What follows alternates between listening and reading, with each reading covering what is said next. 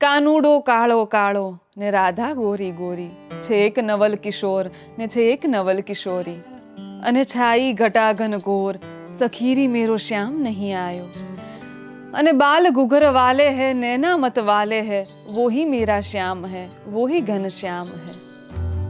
શું પૂછો છો મુજને કે હું શું કરું છું, મને જ્યાં ગમે ત્યાં હરું છું ફરું છું, હૃદયમાં વસ્તુ છે અણમોલી તપાસીને જો, અંતરપટ ખોલીને જો, હૃદયમાં વસ્તુ છે અણમોલ। પ્રેમ કેરા દર્દના દર્દીઓ દવા લેતા નથી, પ્રેમ કેરા દર્દના દર્દીઓ દવા લેતા નથી। અમને અડશોમાં અભડાશો પછી નાહવાને ક્યાં જાશો, અમને અડશોમાં અભડાશો। આ ભજનો તમે બ્રહ્મલીન શ્રી પૂજ્ય નારાયણ સ્વામીના કંઠે અવારનવાર સાંભળ્યા હશે। આજથી લગભગ 125 વર્ષ પહેલા થઈ ગયેલા એક સંત કવિ, એક ભક્ત કવિની આ બધી રચનાઓ છે, જે આજે પણ ભજનોમાં, સંતવાણીઓમાં, ડાયરાઓમાં ગવાય છે અને લોકો સુધી એટલા જ ભાવથી પહોંચે છે અને લોકો એટલા જ ભાવથી માણે છે। નમસ્તે, હું છું પ્રિયાંશી મધુ અને જલસો કલ્ચરની કસુંબલ શ્રેણીમાં સંત કથાઓમાં આજે બીજી એક સંત કથા સાથે આપનું સ્વાગત છે।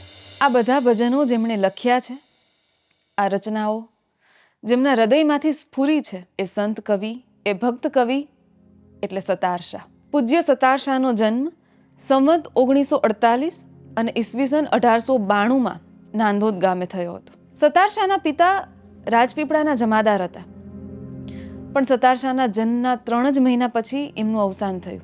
સતાર શાહના માતૃશ્રી ખૂબ ભક્તિભાવવાળા હતા, ધર્મપારાયણી હતા। આનું કારણ એ પણ હતું કે સતાર શાહના નાના શ્રી પણ ભક્ત હૃદયી હતા। આ વંશ પરંપરાગત ભક્તિ પ્રવાહ ક્યાંક ને ક્યાંક સતાર શાહમાં પણ ઉતરી આવ્યો। થોડુંક વંશ પરંપરાગત ભાથું અને થોડી ઘણી કદાચ પૂર્વ જન્મની કમાણી, આ બધું એ ભેગું થઈને સતાર શાહમાં પ્રગટ્યું। લોક સાહિત્યમાં એક દુહો છે કે પ્રિય બોલવું સજ્જનતા દાતારી અને સુરપંથ, એતા અભ્યાસે ના મિલે वो तो बिनु कृपा भगवंत। પ્રિય બોલવું સજ્જનતા અને સુરપંથ એટલે કે પ્રિય બોલવું, સજ્જનતા, દાતારી, સુરાનો પંથ।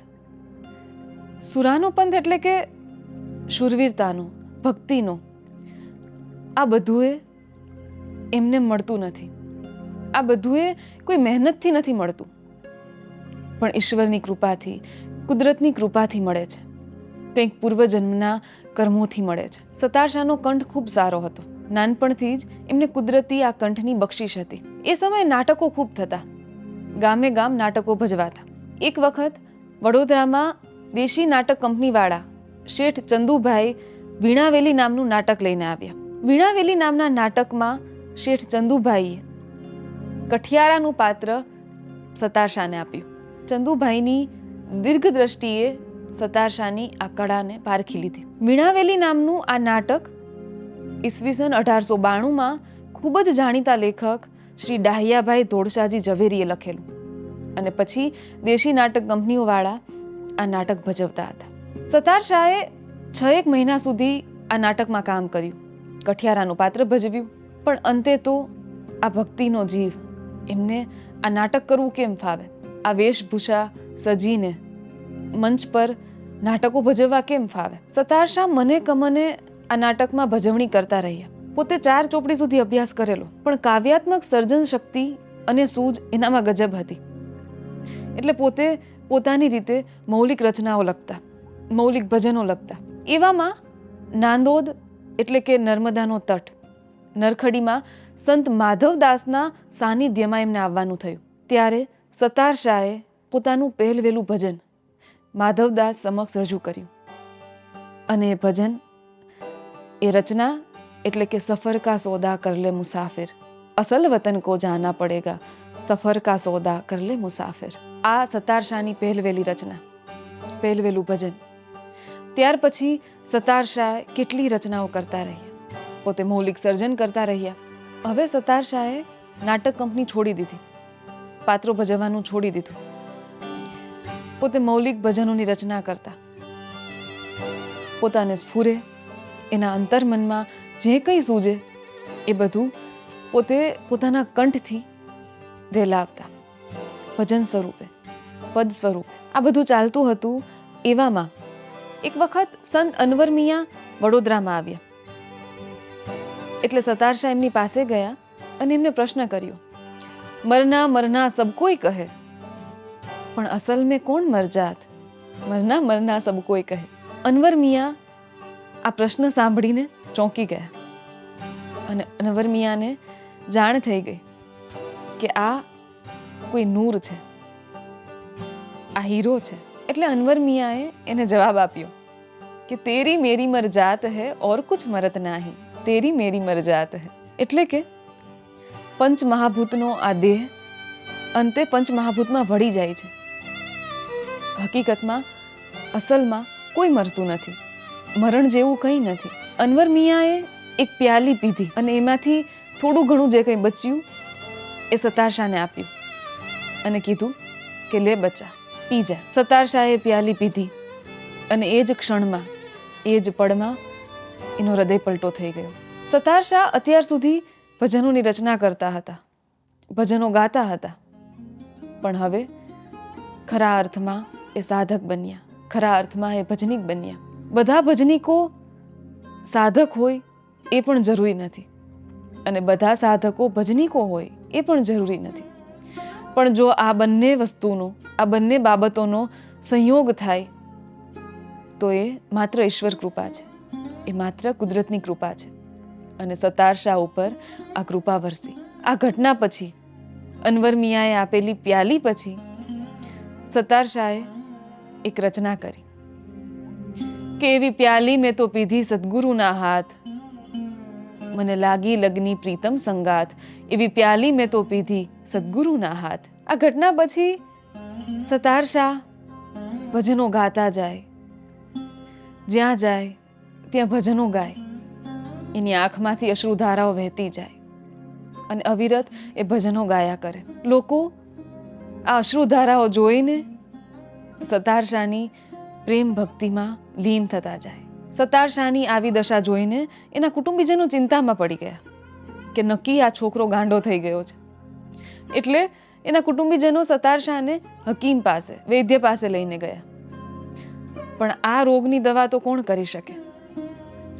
સતારશાએ જ પોતાના ભજનમાં લખ્યું છે કે પ્રેમ કેરા દર્દના દર્દીઓ દવા લેતા નથી, પ્રેમ કેરા દર્દના દર્દીઓ દવા લેતા નથી. વળી બીજા એક ભજનમાં લખ્યું છે કે ઘાયલ કી ગત ઘાયલ જે હોય એ જ જાણે, કોઈ ગયું મુજ ધોળે દિને હૃદય ચોરી. ઘાયલ કી ગત ઘાયલ જે હોય એ જ જાણે. ભક્તિમાં વિલીન થયેલા આ પ્રેમી ભક્તોની દશા તો બીજા કોઈ પ્રેમી ભક્તો જ સમજી શકે.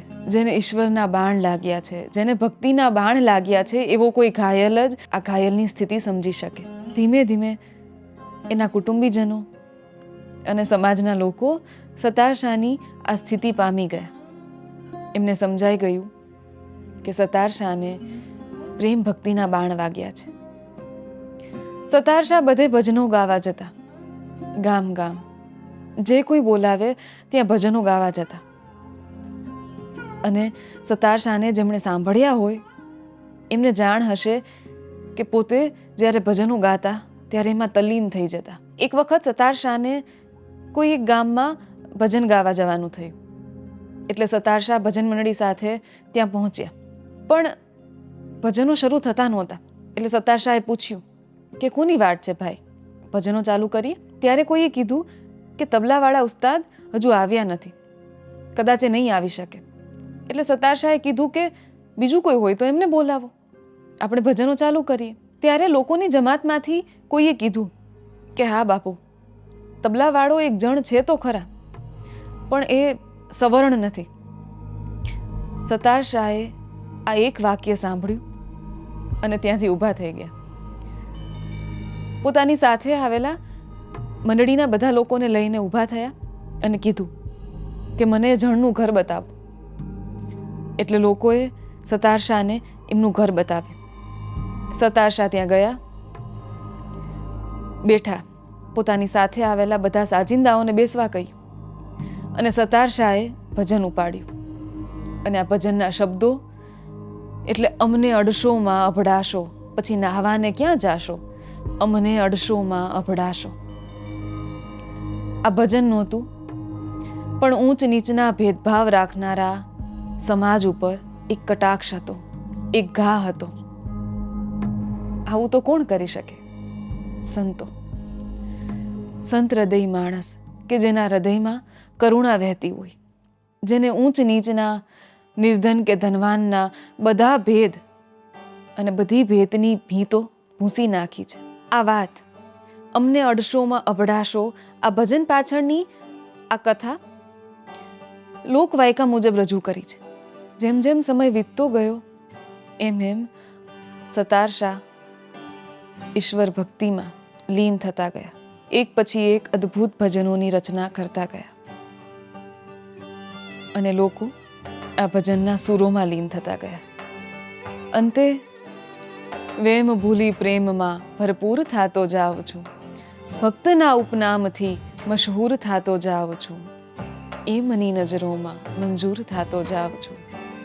અને પછી જો આનંદ સંત ફકીર કરે, વો આનંદ નાહી અમીરી મેં, જો આનંદ સંત ફકીર કરે. શબ્દ જ્યારે બ્રહ્મનું સ્વરૂપ ધારણ કરે ત્યારે કદાચ આ રીતે વ્યક્ત થતો હશે. અંતે ભજનો નથી રહેતા, ભજનના સૂરો નથી રહેતા, ભજનીકો પણ નથી રહેતા, પણ આ શબ્દ બ્રહ્મ રહી જાય છે. આવા સાધકો, આવા ભક્તો, એમના કારણે જ આ શબ્દ બ્રહ્મ અમર થઈ જતો હશે. અને અંતે આ શબ્દ બ્રહ્મ ભજનમાં જ સંદેશ આપતો જાય છે કે હૃદયમાં વસ્તુ છે અણમોલી, ઘટમાં પીયું બિરાજે, અંતરપટ જો ખોલી. હૃદયમાં વસ્તુ છે અણમોલી, ઘટમાં પીયું બિરાજે. બ્રહ્મલીન પૂજ્ય નારાયણ સ્વામીએ જેમની રચનાઓને, આ ભજનોને પોતાનો કંઠ આપીને અમરત્વ પ્રદાન કર્યું છે, એવા શ્રી સતાર શાહની આ જીવની, એમની આ માહિતી, આ બધી વાતો અમે સતાર ભજનામૃત કરીને એક પુસ્તકમાંથી લીધી છે. આ પુસ્તકનું સંપાદન પ્યારઅલી હરકજીભાઈ નિઝામીએ કર્યું છે. સતાર શાહના આ ભજનો, આ રચનાઓ તમે પણ કોઈક ને કોઈક માધ્યમથી સાંભળતા આવ્યા હોય, માણતા આવ્યા હોય, અને કોઈ શબ્દ તમારા સુધી પહોંચ્યો હોય, તમને સ્પર્શી ગયો હોય, તો કમેન્ટમાં જરૂર જણાવો. આવી બીજી સંત કથાઓ સાથે, આવા સંત કવિઓની જીવની સાથે મળતા રહીશું જલસો કલ્ચર ચેનલ પર. આ ચેનલને લાઈક કરો, શેર કરો, સબસ્ક્રાઈબ કરો. ફરી મળીશું.